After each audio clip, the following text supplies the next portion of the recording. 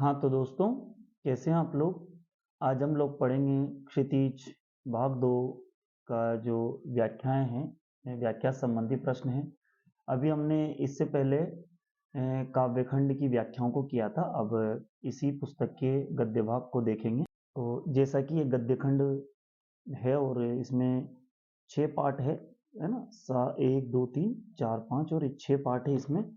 और 6 पार्ट में से जो महत्वपूर्ण व्याख्याएं बनती है, क्योंकि कई बार मुझे बच्चों के द्वारा फ़ोन किया गया, बच्चों ने मुझसे संपर्क किया कि सर पद्य की व्याख्या तो फिर भी हम जैसे तैसे कर लेते हैं, लेकिन गद्य में व्याख्या करने में थोड़ी सी हमें समस्या आती है। और व्याख्या से संबंधित प्रश्न जो है वो छठी, सातवीं, आठवीं, नवीं, 10वीं, 11वीं, 12वीं सभी कक्षाओं में आता है। यहाँ की बड़ी कक्षाओं में भी व्याख्याएं आती है। तो व्याख्या जो गद्य भाग की, उसको कैसे आसान तरीके से हम लोग हल करेंगे, उसी को अब हम यहाँ देखेंगे। और हमारे जो कक्षा 10वीं के लिए एक पुस्तक आई है जिसका नाम है, ये निदानात्मक कक्षाओं हेतु मॉड्यूल है, विद्यार्थी अभ्यास पुस्तिका। इसमें कुछ महत्वपूर्ण व्याख्या के प्रश्न दिए गए हैं जिनकी हमें व्याख्या करनी है गद्य में। देखते हैं उनको। तो ये है यहाँ पर भाव, ये गद्यांश की संदर्भ प्रसंग सहित व्याख्या से संबंधित कुछ प्रश्न दिए हैं इसी पुस्तक में। जो और इसके अलावा मुझे और महत्वपूर्ण लगे हैं जो कि परीक्षाओं में उनकी संभावनाएं आने की। तो ऐसे करके मैंने आपके लिए 12-13 पद ऐसे छांटे हैं जो कि बिल्कुल महत्वपूर्ण हैं परीक्षा की दृष्टि से, जिसे हम लोग मोस्ट आईएमपी कहते हैं। तो उन्हीं की आपके सामने व्याख्या करने का प्रयास किया है। लेकिन दोस्तों, चैनल पर आप नए हैं तो एक बार चैनल को सब्सक्राइब जरूर कर लें, साथ में बेल आइकन को दबा दें, तो आपको विषय से संबंधित नई नई वीडियो मिलती रहेगी। हिंदी विषय में कहीं भी कोई भी समस्या होने पर आप मुझे मैसेज कर सकते हैं व्हाट्सएप पे, चाहे तो मुझे मेरे नंबर पे फ़ोन भी लगा सकते हैं, और चाहे तो कमेंट बॉक्स में कमेंट भी कर सकते हैं। मुझे बहुत अच्छा लगेगा आप लोगों की सहायता करना। तो इस पुस्तक में जैसे यहाँ पर एक पद है और इसका अंतिम पद हम देखेंगे। तो इसमें कुल मिलाकर के ये यहाँ पर 10 पद दिए हैं। यहाँ पर 10 गद्यों के 10 यहाँ पर इन्होंने गद्यांश दिए हैं। और इन्हीं 10 गद्यांश के साथ साथ 2-3 गद्यांश मुझे बहुत महत्वपूर्ण लगे पुस्तक के। तो ऐसे करके मैंने कुल मिलाकर के आपके सामने जो 13 गद्यांश, 11 12 13 गद्यांश आपके सामने रखे हैं। तो मैं आशा करता हूँ कि आप लोगों को हो सकता है अच्छा समझ में आए। और कहीं भी आपको विषय वस्तु में समस्या होती है तो आप मुझसे फ़ोन पर संपर्क कर सकते हैं। तो चलते हम लोग बिना समय गंवाए। तो ये हमारी जो गद्य भाग है, मैंने अभी आपको बताया था, ये हमारा गद्यांश है, गद्यखंड उन्हीं पुस्तकों से है ना। जैसे ये सबसे पहले यश कामना, और इसके पहले ये है नौबत खाने में, है ना। इसमें ये है बहुत सारे, और ये यहाँ से प्रारंभ हुआ है। सबसे पहले नेताजी का चश्मा पाठ से प्रारंभ हुआ है। तो सबसे पहले पार्ट 1 है हमारा नेताजी का चश्मा, और जिसके लेखक है स्वयं प्रकाश। और स्वयं प्रकाश जो है इसके लेखक हैं। और किस तरह से हमें व्याख्या करनी है और व्याख्या का तरीका क्या है, तो आपके सामने रख रहा हूँ मैं, तो आप देखेंगे। तो चलते हम लोग। सबसे पहले ये पंक्ति है, बार बार सोचते हैं क्या होगा उस कौम का जो अपने देश के खातिर घर गृहस्थी जवानी जिंदगी सब कुछ होम देने वालों पर भी हंसती है और अपने लिए बिकने के मौके ढूंढती है। दुखी हो गए 15 दिन बाद फिर उसी कस्बे से गुजरे, है ना। हालदार साहब दुखी हो गए ये बात सुन करके, और उसके बाद वो 15 दिन बाद उसी कस्बे से गुजरे। कस्बे में घुसने से पहले ही ख्याल आया कि कस्बे की हृदय स्थली में सुभाष की प्रतिमा अवश्य प्रतिष्ठापित तो होगी, लेकिन क्या होगा, सुभाष की आंखों पर शायद हो सकता है चश्मा नहीं होगा। क्योंकि ये गद्य या गद्यांश वहां से लिया गया जब कैप्टन जो है वो मर जाता है, तो उन्हें ऐसा लगता है कि अब शायद चश्मा किसने बदला होगा। तो ये हम देखते हैं यहाँ पर इसका, है ना। यहाँ पर प्रस्तुत जो गद्यांश है हमारी पाठ्य पुस्तक क्षितिज के नेताजी का चश्मा पाठ से लिया गया है, और इसके लेखक है स्वयं प्रकाश। प्रसंग हालदार साहब ने वर्तमान स्वार्थी समाज की मानसिकता पर दुख व्यक्त किया है। यहाँ पर हालदार साहब ने वर्तमान स्वार्थी समाज की जो मानसिकता उस पर दुख व्यक्त किया है। यहाँ पर देखते हैं व्याख्या है। यहाँ पर इसमें पहले हमने लिखा था ना, संदर्भ प्रसंग, है ना, भावार्थ, है ना, और काव्य सौंदर्य, है ना, ऐसा लिखा था सौंदर्य बोध, लेकिन यहाँ ऐसा नहीं, यहाँ पर है संदर्भ, प्रसंग, व्याख्या और विशेष। इस तरह से 4 भागों में इसको बांटना है। मैंने आपको पहले कहा था 10वीं में 3 अंक की है और 9वीं में भी 3 अंक की है, लेकिन 11वीं और 12वीं में 4 अंक की हो जाती है। तो 4 बिंदु लिखते हैं। यहाँ 3 अंक की है तो हमारी जो पुस्तक है उसने यहाँ पर 3 ही बिंदु लिखे, संदर्भ, प्रसंग, व्याख्या। मैंने मेरी तरफ से विशेष जोड़ दिया, आप लिखना चाहें तो बहुत अच्छा लगेगा आपको, लिखेंगे तो बहुत अच्छा सुंदर हमारा प्रश्न का जो उत्तर है बहुत प्रभावित करेगा। जो भी परीक्षक है वो जो कॉपी चेक करेगा तो उसको बहुत अच्छा लगेगा। आगे देखते हैं। सबसे पहले देश प्रेम से भरे हालदार साहब बार बार विचार करते हैं कि उन स्वार्थी कौम का क्या होगा, है ना, क्या होगा, क्योंकि ये लोग देश के लिए अपने परिवार, यौवन, जीवन आदि सब कुछ न्यौछावर कर देने वालों का मजाक बनाते हैं। साथ ही ये अपनी स्वार्थ पूर्ति के लिए अपने ईमान को बेचने के अवसरों की खोज में रहते हैं। इस बात से हालदार साहब बहुत दुखी हो उठे। 15 दिनों बाद हालदार साहब जब कस्बे से गुजरे तो कस्बे में घुसने से पहले ही उन्हें विचार आया कि चौराहे पर नेताजी सुभाष की मूर्ति तो होगी पर शायद उस पर चश्मा नहीं होगा। और यहाँ पर एक विशेष, ये मैंने बहुत छोटे तरीके से इसकी व्याख्या करी, मैंने आपको पहले बताया था कि आप कहीं और ढूंढेंगे या आप मोबाइल में ढूंढेंगे गूगल पर या कहीं भी और जगह आप ढूंढने का प्रयास करेंगे तो हो सकता है व्याख्या बहुत बड़ी मिले आपको, और आपको बड़ी व्याख्या लिखने में और पढ़ने में और याद करने में हो सकता है कि आपको ज़्यादा समय लगे। तो इससे अच्छा है कि कम से कम शब्दों में हमने व्याख्या लिखी। ये बिल्कुल सारगर्भित है और परीक्षा की दृष्टि से पूरी तरह से बिल्कुल परफेक्ट है। आप लोग अच्छे से इसको तैयार कर सकते हैं। भावात्मक तथा व्यंग्यात्मक शैली का प्रयोग हुआ है और राष्ट्रीय भावना पर यहाँ पर बल दिया गया है। दूसरे पद पर चलते हम लोग। ये भी हमारी जो पाठ्य पुस्तक है क्षितिज, नेताजी का चश्मा, और स्वयं प्रकाश इसके लेखक है, उसी से लिया गया है। मूर्ति संगमरमर की थी, टोपी की नोक से कोट के दूसरे बटन तक कोई 2 फुट ऊंची थी, जिसे कहते हैं बस्ट, और सुंदर थी मूर्ति। नेताजी सुंदर लग रहे थे, कुछ कुछ मासूम और कमसीन। फौजी वर्दी थी, है ना, फौजी वर्दी में नेताजी को देखते ही दिल्ली चलो और तुम मुझे खून दो, मैं तुम्हें आज़ादी दूंगा वगैरह याद आने लगते, जो नारे याद आने लगते। इस दृष्टि से ये सफल और सराहनीय प्रयास था।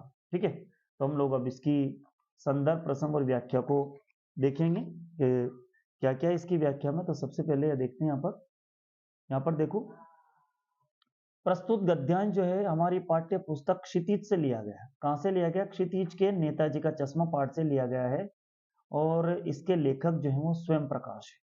कौन है इसके लेखक? स्वयं प्रकाश है ना। ये थोड़ा भद्दा था, है ना, लिया गया है, वैसे तो आपको समझ में आ रहा होगा, है ना। और इसके लेखक कौन है? स्वयं प्रकाश, है ना। अब इसके बाद प्रस्तुत पंक्तियों में नेताजी की जो संगमरमर की मूर्ति है उसकी प्रशंसा की गई। तो नेताजी की संगमरमर की मूर्ति की प्रशंसा यहाँ पर की गई है कि मूर्ति कैसे लग रही थी। तो व्याख्या करेंगे हम लोग। कस्बे के चौराहे पर नेताजी सुभाष की सिर पर लगी टोपी की नोक से कोट के दूसरे बटन तक की 2 फुट ऊंची संगमरमर की बहुत ही सुंदर मूर्ति लगी थी। नेताजी टोपी और कोट में बहुत सुंदर लग रहे थे, है ना। उनकी जो मूर्ति बहुत सुंदर लग रही थी, मतलब मूर्ति में नेताजी का जो स्वरूप उभर रहा था वो भोला भाला और मनमोहक था। उनकी पोशाक फौजी वाली थी। प्रतिमा को देखते ही दिल्ली चलो और तुम मुझे खून दो आदि नारों का स्मरण उठा। इस रूप में नेताजी की प्रतिमा लगवाने का प्रयत्न प्रशंसा के योग्य था। ठीक है, आगे चलते हैं। ये इसमें चित्रात्मक शैली का प्रयोग हुआ, क्योंकि जब हम लोग इसको पढ़ रहे हैं तो ऐसा लगता है हमारे सामने चित्र उभर कर आ गया हो, ऐसा लग रहा है जैसे मूर्ति हमारे सामने रखी हो, तथा सरल सुबोध भाषा का प्रयोग है। और नेताजी सुभाष चंद्र बोस की मूर्ति का स्वरूप का जो सुंदर अंकन यहाँ पर हुआ है। आगे चलते हम लोग। आगे है राम वृक्ष बेनीपुरी का पाठ है, बाल गोविंद भगत, और इसके लेखक आपको पता राम वृक्ष बेनीपुरी है ना। यहाँ पर वह ये गद्यांश दिया हुआ है। वह ग्रस्त थे लेकिन उनकी सब चीज से साहब की थी। जो कुछ खेत में पैदा होता सिर पर लाद कर पहले उसे साहब के दरबार में ले जाते, जो उनके घर से 4 कोस दूर था। एक कबीरपंथी मठ से मतलब था ये, पर जो दरबार था वो एक कबीरपंथी मठ था।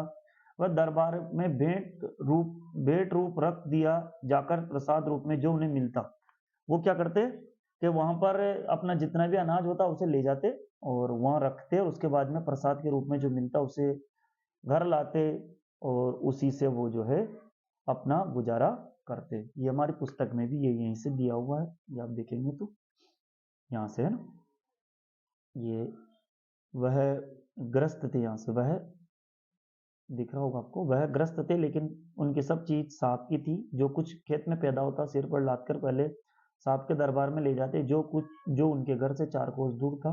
एक कबीरपंथी मठ से मतलब है ये।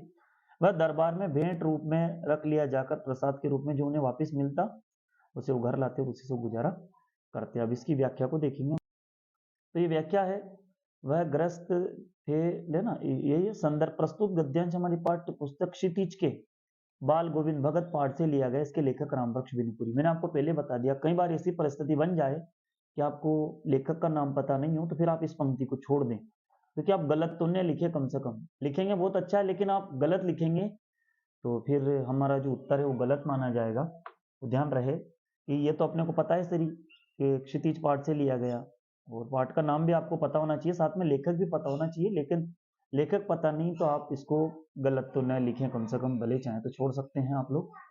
अब इसकी व्याख्या ही है, प्रसंग है। सबसे पहले तो प्रस्तुत गद्यांश में कबीर पंथ के प्रति भगत जी की निष्ठा की भावना को यहाँ पर दर्शाया गया है। ठीक है, अब इसके बाद आगे देखते हैं व्याख्या। बाल गोविंद भगत वैसे तो ग्रस्त थे, परंतु उनका सब कुछ जो उनका अपना कुछ नहीं था। वैसे वो ग्रस्त तो थे लेकिन उनका अपना कुछ नहीं था। उनकी प्रत्येक वस्तु कबीर साहब की थी। खेती बाड़ी में जो अनाज पैदा होता था उसे सिर पर रखकर पहले 4 कोस दूर कबीरपंथी मठ में ले जाते। वहां पर उसे भेंट चढ़ाने के बाद उनमें उसमें से जो प्रसाद स्वरूप जो अनाज उनको मिलता उसे घर ले आते और उसी से अपना काम चलाते, अपना गुजारा करते। वह मोह ममता और लालच से मुक्त थे। ठीक है, इसके बाद इसका विशेष है, कबीर पंथ में बाल गोविंद भगत की गहरी आस्था थी और वर्णनात्मक शैली का यहाँ पर प्रयोग हुआ है। ठीक है, चलते हैं अगले गद्यांश की ओर। ये चौथा गद्यांश है, बाल गोविंद भगत की संगीत साधना का चरम उत्कर्ष उस दिन देखा गया जिस दिन उनका बेटा मरा। इकलौता बेटा था, वह कुछ सुस्त और बोधा सा था, किंतु इसी कारण बाल गोविंद भगत उसे और भी मानते थे। उनकी समझ में ऐसे आदमियों पर ज्यादा नजर रखनी चाहिए, प्यार करना चाहिए, क्योंकि ये निगरानी और मोहब्बत के ज्यादा हकदार होते हैं, है ना। अब हम देखते हैं इसको, इसकी व्याख्या को देखते हैं हम लोग, है ना। यहाँ पर देखेंगे ये वही बात है। सबसे पहले संदर्भ लिखेंगे, प्रस्तुत गद्यांश हमारी पाठ्य पुस्तक क्षितिज के बाल गोविंद भगत पाठ से लिया गया है।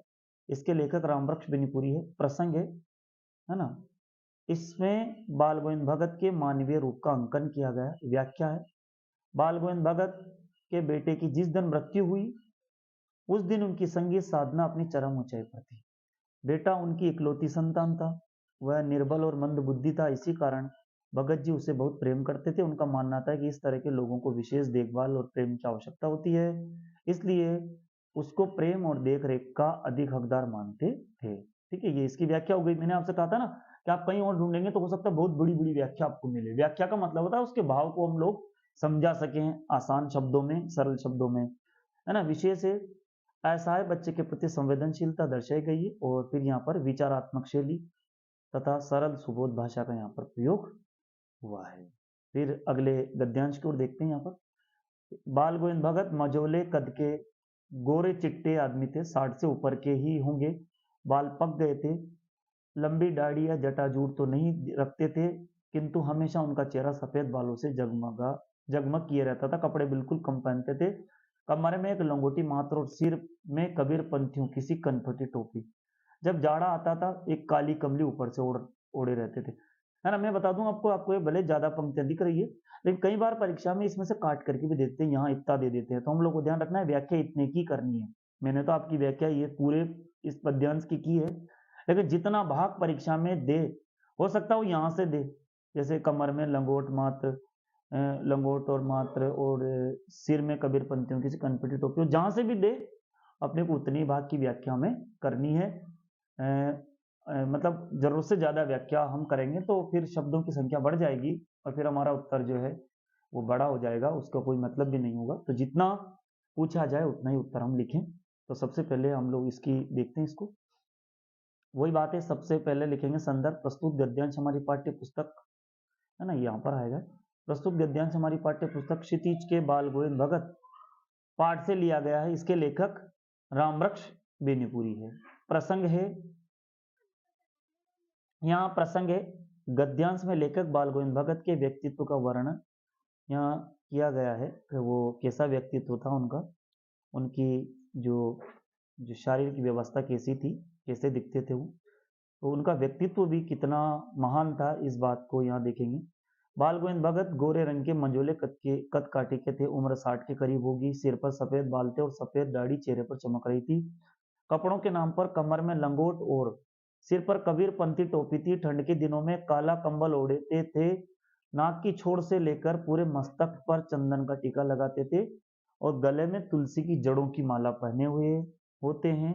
इस कारण लोग उन्हें पहने हुए थे, है ना, लिख देना, पहने हुए थे होते की जगह, या पहने हुए होते हैं वो, और इस कारण लोग उन्हें बाल गोविंद भगत कहते हैं या उन्हें भगत कहते हैं। लोग उन्हें भगत कहते हैं क्योंकि भगत जी जैसा उनका परिवेश था ना, तो लोग उन्हें इसीलिए भगत कहते हैं। ठीक है, अब इसके बाद हम लोग चलेंगे नवाबी शान वाला पाठ जो हमारा, उसमें देखते हैं। अब हमारी अगली व्याख्या जो है वो इस पाठ से लखनवी अंदाज, और लखनवी अंदाज पाठ है, इसके लेखक हैं यशपाल। आप देख रहे होंगे लखनवी अंदाज के लेखक हैं यशपाल। और अब हम लोग लखनवी अंदाज पाठ की जो हमारे मॉड्यूल में व्याख्या दी हुई है उसी को हल करेंगे। तो देखते हैं हम लोग। तो देख रहे हैं आप लोग, हम लखनवी अंदाज पाठ को देखेंगे और इसमें जो व्याख्या दी हुई है ना, ये यशपाल इसके लेखक हैं, है ना, और इन्हीं की व्याख्या है जिसको अब हम हल करेंगे। और हमारे मॉड्यूल में जो दिया हुआ है इसका भाग, जो भी इसका गद्यांश दिया है उसको देखते हैं हम लोग, है ना। और ये पहले परीक्षाओं में आया भी है इससे पहले, है ना। तो आप लोगों को अच्छे से इसको ध्यान रखना है, देखना है, तैयार करना है। सबसे पहले नौबत खाने में इबादत है यहाँ पर, है ना। तो नौबत खाने में इबादत वाला है ये, तो ये यशपाल का पाठ नहीं है। मैं इसको थोड़ा आपको, ये जो पाठ है हमारा लखनवी अंदाज ये है ना, वो नौबत खाने में इबादत था वो पाठ, बदंत आनंद कौशल्यान का था वो। यहाँ पर लखनवी अंदाज है। गाड़ी छूट रही थी, सेकंड क्लास के डिब्बे को खाली समझकर जरा दौड़कर उसमें चढ़ गए। अनुमान के प्रतिकूल डिब्बा निर्जन नहीं था। एक बर्थ पर लखनऊ के नवाबी नस्ल के सफेद पोश सज्जन बहुत सुविधा से पालती मारकर वहां पर बैठे हुए थे। ठीक है, तो इसको हम लोग देखते हैं और इसको ध्यान से समझते हैं, पढ़ते हैं, है ना, देखते हैं हम लोग। तो हम पहुंच चुके हैं यहाँ पर। ये गाड़ी छूट रही थी, ये वाला जो है ना, ये वाला है हमारा गद्यांश, है ना। इसी को हम लोग व्याख्या कर रहे हैं, 7वें नंबर का है ना। इस पर देखते हैं। प्रस्तुत गद्यांश हमारी पाठ्य पुस्तक क्षितिज के लखनवी अंदाज पाठ से लिया गया इसको, है ना। प्रस्तुत गद्यांश जो है हमारी पाठ्य पुस्तक क्षितिज के लखनवी अंदाज पाठ से लिया गया है। इसके लेखक यशपाल है और नवाबों की बनावटी जीवन शैली पर यहाँ पर करारा व्यंग्य किया गया है। व्याख्या है, लेखक भीड़ से बचने के लिए ट्रेन के सेकंड क्लास के डिब्बे में जो ही चढ़ा, जो ही उसे वहां एक सफेद कपड़े पहने नवाब साहब पालती मारकर बैठे दिखाई दिए। नवाब साहब लेखक को देखकर प्रसन्न नहीं हुए, बल्कि उन्हें अपने एकांत में बाधा महसूस होने लगी। नवाब साहब के सामने 2 खीरे रखे थे जिन्हें लेखक के सामने खाने में संकोच कर रहे थे वो, और नवाब साहब ने लेखक से बात करने में वहां पर कोई उत्साह नहीं दिखाया। विशेष यहाँ पर बनावटी रईसी पर कटाक्ष किया गया और भाषा मुहावरेदार एवं उर्दू शब्दों का प्रयोग यहाँ पर हुआ है। ठीक है, इसके बाद इससे पहले हमने छठा छोड़ा था, ये छठा है हमारे मॉड्यूल में। ये यहाँ पर गलत लिखा हुआ है, ये है ना, ये जो नाम है यहाँ पर ये गलत लिखा हुआ है। ये लखनवी अंदाज पाठ से ही है। ये यहाँ पर ये नौबत खाने की इबादत जो है ना, ये गलत है। ये इसका पाठ का नाम है लखनवी अंदाज और ये यशपाल के द्वारा लिखा गया है। और यहाँ पर छठा है, नवाब साहब ने सतृष्ण आंखों से नमक मिर्च के संयोग से चमकती खीरे की पांखों की ओर देखा। खिड़की के बाहर देख करके दीर्घ निश्वास लिया और खीरे की एक एक पांख उठाकर होठों पर तक ले गए। यहाँ से लेकर ये वासना से रसास्वादन कर खिड़की के बाहर फेंकते गए। इसी गद्यांश की हम व्याख्या देखेंगे। ये यहाँ नाम थोड़ा गलत लिखा हुआ था इसलिए हम थोड़े कंफ्यूज हो गए थे, लेकिन अब हम लोग हमें से तो हमने इसको सही भी कर लिया। अब हम लोग इसकी व्याख्या को देख लेते हैं, है ना। तो देखते हैं, सबसे पहले यहाँ पर है ये प्रस्तुत गद्यांश हमारी पाठ्य पुस्तक क्षितिज के लखनवी अंदाज पाठ से लिया गया है। इसके लेखक यशपाल है। प्रस्तुत गद्यांश में लेखक नवाब साहब के खीरे खाने के विचित्र अंदाज का चित्रण है। प्रस्तुत गद्यांश में नवाब साहब जो खीरा खा रहे हैं उसका चित्रण है, को खीरा कैसे खा रहे हैं अब आगे देखते हैं। नवाब साहब ने नमक मिर्च के संयोग से तैयार रसीले फांकों खीरे की फांकों को इच्छा भरी नजरों से देखा, फिर खिड़की के बाहर देखकर गहरी श्वास ली, फिर खीरे की एक फांक उठाकर उसे होठों के पास ले जाकर सूंघा। उनके मुख में रसास्वादन से पानी भर आया और उस पानी को गटक लिया। इसके बाद खीरे की फांक को बिना खाए खिड़की के बाहर उन्होंने फेंक दिया। इस तरह खीरे की सभी फांकों को नाक के पास ले जाकर उनके रस का आनंद लिया और बिना खाए खिड़की के बाहर फेंक दिया। वो नाक के पास ले गए, सूंघा और केवल मन में उसका आनंद लिया और उसे बाहर फेंक दिया। अब यहाँ पर विशेष से बनावटी रईसी पर कटाक्ष किया गया है। भाषा मुहावरेदार एवं उर्दू शब्दों का यहाँ पर प्रयोग हुआ है। अब इसके बाद अगला देखते हैं हम लोग। ये 7वां तो हम लोग कर ही चुके हैं, अब 8वां देखेंगे हम लोग। 8वां भी हमारा वही है, लखनवी अंदाज, ये जो लेखक यशपाल, है ना। हम गौर कर रहे हैं खीरा इस्तेमाल करने के इस तरीके को, खीरे की सुगंध और स्वाद की कल्पना से संतुष्ट होने का सूक्ष्म, नफीस या एब्स्ट्रैक्ट तरीका जरूर कहा जा सकता है, परंतु क्या ऐसे तरीके से उदर की तृप्ति भी हो सकती है। यहाँ से लेकर के ज्ञान चक्षु खुल गए, पहचाना ये नई कहानी के लेखक। अभी जितना हिस्सा, जितना भाग गद्यांश में दे परीक्षा में, उतना ही हमें व्याख्या करनी है, इस बात को ध्यान रखना है। तो हम लोग इसको आगे देखते हैं, 8वें नंबर को, ये यहाँ पर है।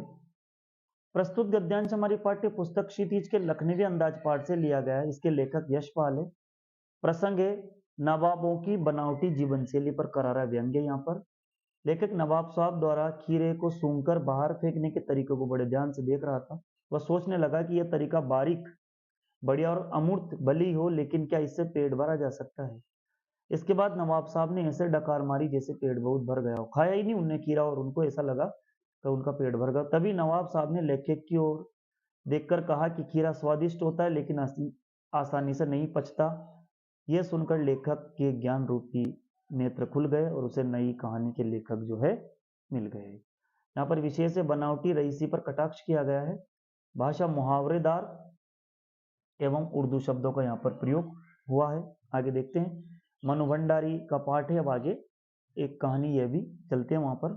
तो दोस्तों अगला जो नवा गद्यांश हमारा, एक कहानी ये भी पाठ है और एक कहानी ये भी जो है ये इस पाठ से लिया गया है। और इस पाठ के जो लेखक है मनुभंडारी, और ये भानपुरा में इनका जन्म हुआ है। और मेरा भी सौभाग्य है कि मैं भी भानपुरा के सांदीपनी विद्यालय में शिक्षण कार्य कर रहा हूँ, है ना। शासकीय सांदीपनी उच्चतर माध्यमिक विद्यालय भानपुरा में। तो मैं मनुभंडारी की जन्मस्थली पर ही अपना शिक्षण कार्य कर रहा हूँ, तो ये मेरा सौभाग्य है। और आज हमें उनके पाठ को पढ़ने और समझने और पढ़ाने का मौका मिल रहा है।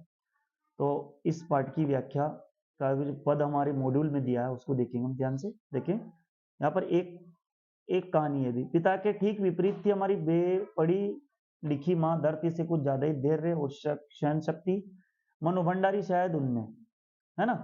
तो इसको देखते हैं हम लोग हमारी पुस्तक में ये कहाँ है इस गद्यांश को।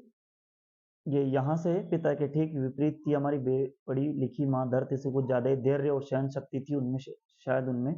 पिताजी की हर जाति को अपना प्राप्य और बच्चों की हर उचित अनुचित फरमाइश और जिद को अपना फर्ज समझकर बड़े सहज भाव से स्वीकार करती थी। थोड़ा सा मॉड्यूल में यहाँ पर इसको थोड़ा ये सही नहीं छपा था, इसीलिए मैंने आपको आपकी पुस्तक का सहारा लिया है। तो आप लोग इसको यहाँ से ढूंढ सकते हैं, केवल दिया ही नहीं, यहाँ तक देखते हैं। यहाँ पर ये यहाँ पर है ना, ये केवल दिया ही है ना, केवल दिया ही दिया है ना, यहाँ पर दिया ही दिया तक है ये, है ना। और ये यहाँ से पिता के ठीक विपरीत थी, है ना। और ये थोड़ा सा आप इसमें देखेंगे, इसमें भी यही है, ये दिया ही दिया पिता के ठीक विपरीत थी, लेकिन इसमें थोड़ा सा कुछ छूट रहा है, तो देखते हैं हम लोग यहाँ। पिता के ठीक विपरीत थी हमारी पढ़ी लिखी माँ। धरती से कुछ ज्यादा ही धैर्य और सहन शक्ति थी शायद उनमें। पिताजी की हर जाति को अपना प्राप्य और बच्चों की हर उचित अनुचित फरमाइश और जिद को अपना फर्ज समझकर बड़े सहज भाव से स्वीकार करती थी। वे उन्होंने जिंदगी भर अपने लिए कुछ मांगा नहीं, चाहा नहीं, केवल दिया ही दिया। ठीक है, इसकी व्याख्या को मैंने यहाँ करने का प्रयास किया है, तो देखेंगे हम लोग यहाँ पर। ये देखें, प्रस्तुत गद्यांश हमारी पाठ्य पुस्तक क्षितिज के एक कहानी यह भी पाठ से लिया गया है और इसकी लेखिका मन्नू भंडारी है। ठीक है ना। इसको हम लोग मन्नू को ऐसे भी लिख सकते हैं, आपको कंफ्यूजन मन्नू है ना, या थोड़ा आपको लगे ये न है, ये डबल न है, मन्नू भंडारी है। इसके बाद प्रसंग है, प्रस्तुत पंक्तियों में लेखिका अपनी माँ के व्यक्तित्व के बारे में बता रही है कि मेरी माँ कैसी थी। जाके लेखिका के अनुसार लेखिका के पिताजी पढ़े लिखे थे और माँ बिल्कुल अनपढ़ थी, बिल्कुल उनके विपरीत थी। परंतु फिर भी माँ परिवार के लिए धरती माँ से अधिक धैर्यवान और सहनशील थी। माँ ऐसी होती है, हम सबकी माँ ऐसी है जो सबसे ज्यादा धैर्यवान और सहनशील होती है, हम सबको प्रेम करती है। आप भी कमेंट करें आपकी मम्मी आपको कितना प्यार करती है। हालांकि माँ के प्रेम का हम लोग अंदाजा नहीं लगा सकते, सबकी मम्मी बहुत प्रेम करती है, बहुत धैर्यवान होती है, सहनशील होती है। पिताजी की हर मनमानी को पूरा करना अपना धर्म और बच्चों की सभी अच्छी बुरी मांगों और जिद को अपना कर्तव्य समझकर सहज भाव से पूरा करती थी। माँ ने अपने जीवन में अपने लिए कभी कोई चाह नहीं रखी, बस हमेशा सबकी इच्छा उन्होंने पूरी की। इसके बाद ये है लेखिका, यहाँ पर विशेष है, ये है ना, ये विशेष जो है, विशेष लेखिका के बचपन की यादों का भावुक चित्रण प्रस्तुत किया गया है। भाषा सरल और आम बोलचाल की है।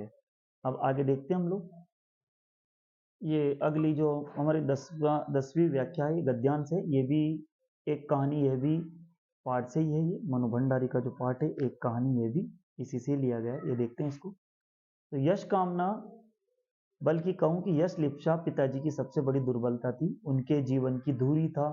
वह सिद्धांत की व्यक्ति को कुछ विशिष्ट बनकर जीना चाहिए, कुछ ऐसे काम करने चाहिए कि समाज में उनका नाम हो, सम्मान हो, प्रतिष्ठा हो, वर्चस्व। इसके चलते ही मैं एक बार उनके कोप से बच गई। एक बार कॉलेज की प्रिंसिपल का पत्र आया कि पिताजी आकर मिले और बताएं कि मेरी गतिविधियों के कारण मेरे खिलाफ अनुशासनात्मक कार्रवाई क्यों न की जाए। तो इसको देखेंगे हम 10वें नंबर को।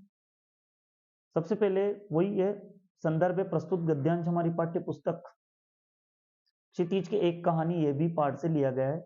इसकी लेखिका मनु भंडारी है।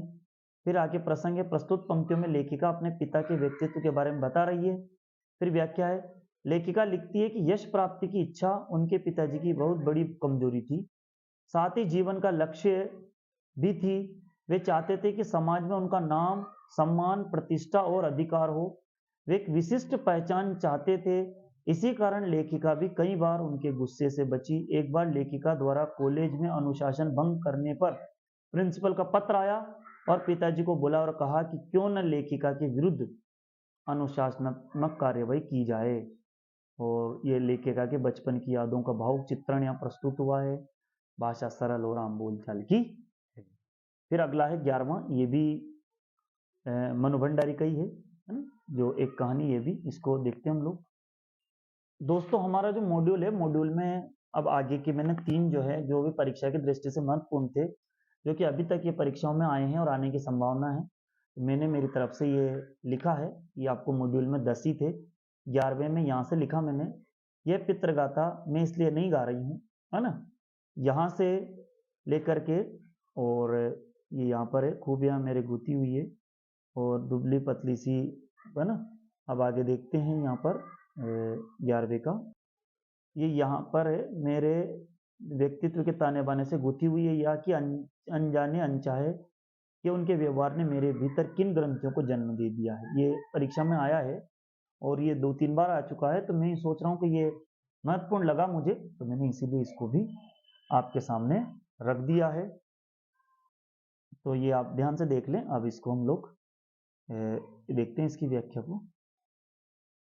प्रस्तुत गद्यांश हमारी पाठ्य पुस्तक क्षितिज की एक कहानी, यह भी पाठ से लिया गया। इसकी लेखिका मनु भंडारी है। ठीक है, प्रसंग है, प्रस्तुत पंक्तियों में लेखिका अपने पिता के व्यक्तित्व के बारे में बता रही है। आगे व्याख्या लेखिका लिखती है कि मैं अपने पिताजी के बारे में उनका गुणगान करने के लिए नहीं कह रही हूँ, बल्कि ये जानना चाहती हूँ कि मेरे पिताजी के व्यक्तित्व के कौन से गुण अवगुणों का प्रभाव मेरे व्यक्तित्व पर पड़ा।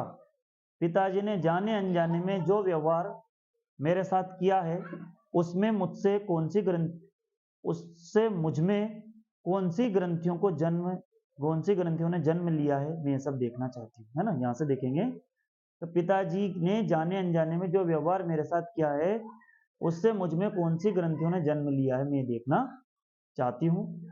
अब इसका विशेष लेखिका ने बचपन की यादों का भावुक चित्रण यहाँ प्रस्तुत किया और भाषा सरल और आम बोलचाल की है। आगे ये संस्कृति पाठ है, जो कि हमारे मॉड्यूल में इसको दिया नहीं, लेकिन ये भी महत्वपूर्ण था। इसको देखते हैं हम लोग इसके गद्यांश को। अगला पाठ है दोस्तों भदंत आनंद कौशल्यान का, और इनका जो है ना, इनका जो पाठ है, ये इनका जो निबंध है, देखते हैं हम लोग इसको। ये एक निबंध है ये, इसका नाम है संस्कृति। और संस्कृति निबंध में कुछ दो बिंदु मुझे बहुत अच्छे लगे, तो मैंने उनको व्याख्या के लिए तैयार किया है। आप और ये पहले परीक्षा में भी आए हैं, तो देखते हैं हम लोग इनको। ये पद है हमारा, ये गद्यांश है। संस्कृति के नाम पर जिस कूड़े करकट के ढेर का बोध होता है, संस्कृत के नाम पर जिस कूड़े करकट के ढेर का बोध होता है, वह न संस्कृति न क्षरणीय वस्तु। क्षण क्षण परिवर्तन होने वाले संसार में किसी भी चीज को पकड़कर बैठा नहीं जा सकता। मानव ने जब जब प्रज्ञा और मैत्री भाव से किसी नए तथ्य का दर्शन किया है, तो उसने कोई वस्तु नहीं देखी है जिसकी रक्षा के लिए दल बंदियों की जरूरत है। ये बहुत महत्वपूर्ण है, ये बिंदु कई बार परीक्षाओं में आया है, तो इसीलिए मैंने इसको लिया है। तो इसको आप देखेंगे 11वें नंबर पे है ये। आगे देखते हैं, आप ध्यान से देखेंगे। सबसे पहले ये मैंने यहाँ पर भी इसको लिख दिया है, संस्कृति के नाम पर जिस कूड़े करकट के ढेर का बोध होता है, उन्हें संस्कृति क्षरणीय वस्तु। क्षण क्षण परिवर्तन होने वाले संसार में। तो प्रस्तुत गद्यांश जो हमारी पाठ्य पुस्तक क्षितिज के संस्कृति पाठ से लिया गया, इसके लेखक भदंत आनंद कौशल्यान है। और आगे देखते हैं हम लोग इसको, है ना। और इसके बाद प्रस्तुत पंक्तियों में बताया गया है कि संसार में संस्कृति पल पल बदलती रहती है। फिर इसकी व्याख्या देखेंगे। संस्कृति के नाम पर जो पुरानी सड़ी गली रूढ़ियां, अंधविश्वास और दिखावटी परंपराएं जो समाज के विकास में बाधक है और मानवता के लिए हानिकारक है, संसार क्षण क्षण बदलता है और हमें नवीन विचारों और मूल्यों को अपनाना चाहिए, न कि पुरानी चीजों से चिपके रहना चाहिए। देखते हैं यहाँ पर, चाहिए प्रज्ञा नए तत्वों की खोज में तत्पर रहती है। हमें चाहिए कि हम शाश्वत मूल्यों को, यहां लिख देता हूं मैं, शाश्वत मूल्यों को अपनी संस्कृति में करते रहें, यही न्याय संगत है। इसके बाद विशेष यहाँ पर विचारात्मक शैली तथा साहित्यिक भाषा का प्रयोग है और मानव प्रज्ञा नए तत्वों की खोज में तत्पर रहती है। इसके अलावा ये अगला है, ये नौबत खाने में इबादत पाठ से लिया गया है ये मैंने, और इसके लेखक यतीन्द्र मिश्र हैं। ये मुझे बहुत अच्छा लगा और ये परीक्षा में आया भी है, तो पहले भी आ चुका है। ये काशी संस्कृति की पाठशाला है ना। ये ध्यान रखना, आप संस्कृति देख करके आप वो संस्कृति वाले पाठ को न मान लें, ये अलग पाठ है, नौबत खाने में इबादत। और वो पाठ जो था ये था, इसमें इसके संस्कृति पाठ से लेखक भदंत आनंद कौशल्यान थे, है ना। लेखक इसके भदंत आनंद कौशल्यान, वो अलग पाठ था, लेकिन आप कंफ्यूज ना हो। ये जो है अब हम पढ़ने जा रहे हैं, ये नौबत खाने में इबादत और यतीन्द्र मिश्र की पंक्तियां हैं ये। और नौबत खाने में इबादत एक, है ना, निबंध है ये। तो काशी संस्कृति की पाठशाला है, काशी संस्कृति की पाठशाला है, शास्त्रों में आनंद कानन के नाम से प्रतिष्ठित है ना। और काशी में कलाधर हनुमान और नृत्य विश्वनाथ है, काशी में बिस्मिल्लाह खां। ये पंक्तियां जो है ये मैंने पुस्तक से ली और उसके बाद फिर इसकी व्याख्या की है, क्योंकि ये मुझे बहुत ही महत्वपूर्ण लगी, क्योंकि मुझे ऐसा लगा कि ये परीक्षा में पहले भी आई है और ये आप देखेंगे तो यहाँ आपको पुस्तक में मिल जाएगी। यहाँ से काशी संस्कृति की पाठशाला यहाँ से लेकर के, और मैंने इसको लिखा है सभी भिन्न है ना। आप जिसकी अपनी बोली विशिष्ट लोग हैं, है ना, तहजीब विशिष्ट लोग हैं, यहाँ तक इसको लिखा है। ठीक है, यहाँ के इसको लिखा है तो आपने देखा इसको यहाँ पर काशी संस्कृति की पाठशाला, यहाँ से लेकर के यहाँ तक इसको देखते हैं और इसके बाद आगे बढ़ते हैं हम लोग। अब इसकी व्याख्या को देखेंगे। तो प्रस्तुत गद्यांश हमारी पाठ्य पुस्तक क्षितिज के नौबत खाने में इबादत पाठ से लिया गया। इसके लेखक यतीन्द्र मिश्र है। प्रस्तुत गद्यांश में काशी की कला साधना के विषय में बताया गया है। प्रस्तुत गद्यांश में काशी की कला साधना के विषय में बताया गया है। व्याख्या, काशी भारतीय संस्कृति का विद्यालय है ना। यहाँ पर प्रस्तुत गद्यांश में काशी की कला साधना के विषय में बताया गया है। काशी भारतीय संस्कृति का विद्यालय है। शास्त्रों में काशी को आनंद प्रदान करने वाला वन कहा गया है। काशी में कलाधर हनुमान और नृत्य विश्वनाथ जैसे दर्शनीय मंदिर है। काशी में बिस्मिल्लाह खां जैसे महान संगीतज्ञ हुए हैं। काशी नगरी का भारत के हजारों वर्ष प्राचीन ग्रंथों में वर्णन मिलता है। काशी के महत्व को दर्शाने वालों में कंठे महाराज, विद्याधरी, बड़े रामदास और मौजूद्दीन जैसे कला मर्मज्ञ और रसिक लोग रहते हैं। इस काशी में निवास करने वालों की सभ्यता, शिष्टता और बोली सभी भिन्न है। बहुत अच्छा पाठ है। इसके बाद यहाँ पर विशेष है, काशी संस्कृति की शिक्षा देने वाली पाठशाला है। यहाँ पर काशी देने वाली लिख लो, देने वाली पाठशाला है ना, देने वाली पाठशाला है यहाँ पर थोड़ा सा, है ना, देने वाली पाठशाला है। और विवरणात्मक शैली तथा सरल सुबोध भाषा का प्रयोग हुआ है। तो दोस्तों इसी के साथ हमारी जो व्याख्या का जो दौर है 10वीं कक्षा का ये पूरा हुआ। इसके बाद हम अगली वीडियो में 9वीं कक्षा की ओर चलेंगे। तो आप लोगों का ये वीडियो देखने के लिए बहुत बहुत धन्यवाद।